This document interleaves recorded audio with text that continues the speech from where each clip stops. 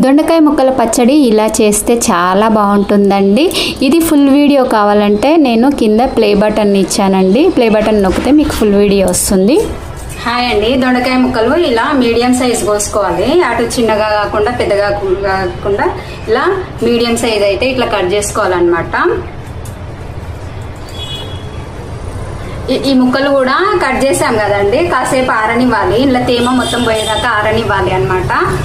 ఆరనిచ్చినాక మంచిగా మనము ఈ ముక్కల్ని పక్కన పెట్టేసుకొని మనమైతే వీటికి కావాల్సిన మెంతులు, ఆవాలు, జీలకర్ర అయితే తీసుకొని మనం వేయించి పొడి చేసుకున్నాం. ఇలా అయితే ప్యాన్ తీసుకొని ఇలా పొయ్యి మీద ఇప్పుడు వీటికి కావాల్సిన మెంతులు, జీలకర్ర అండి. మెంతులు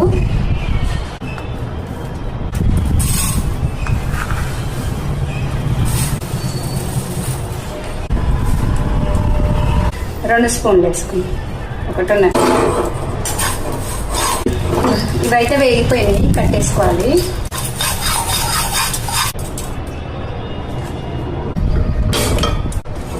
ఆయిల్ పోపు పెట్టుకోవాలి.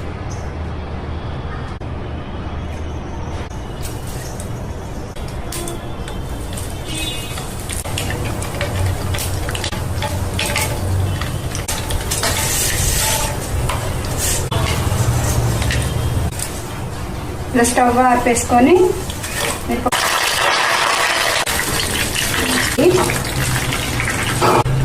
ఇప్పుడు మనము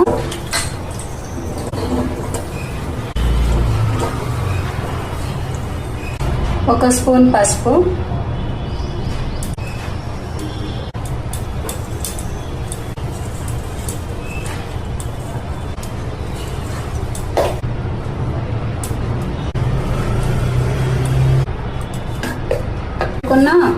మెంతులు,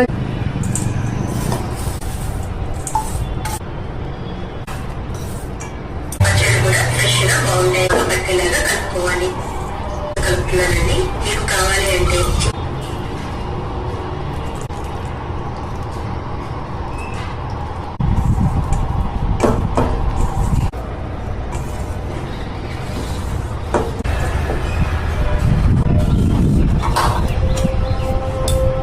నూనె అయితే చల్లారిపోయిందండి. ఇందాక ఇందులో వేసేసుకోవాలి. ఊరినాక అయితే వేసుకోవాలండి. ఒక 2 రోజులు దొండకాయలు పచ్చిగా ఉంటాయి కదా.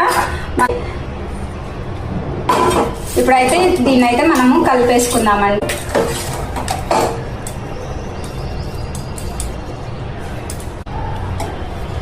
మన దొండకాయ ముక్కల